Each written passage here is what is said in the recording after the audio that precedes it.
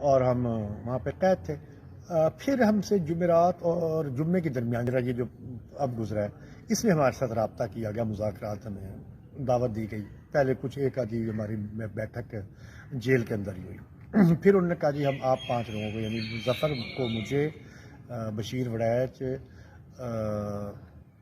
کیا نام ہے اس کا، رحمان باجوہ، اور اس کو وحید مراد یوسفی کو، ان کو ہم رہا کرواتے ہیں تاکہ پھر مذاکرات ہو سکیں. تو پھر ہمیں یہ جمعے کی صبح 10 بجے ہمیں انہوں نے رہا کر دیا اور پھر مذاکرات حکام بالا سے شروع ہوئے.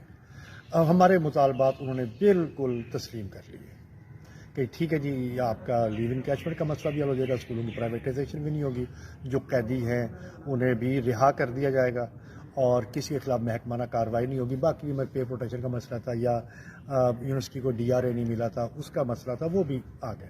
انہوں نے کہا جی آپ کے یہ جو مسائل ہیں اسکولوں کی پرائیویٹائزیشن اور لیو انکیچمنٹ، رہائی وغیرہ، یہ تو فوری طور پہ کرتے، باقیوں کے لیے کمیٹی بناتے تھے کہ جس کے اندر جو میں نے یہ 5 نام لیے یہ ہوں گے چیف، اور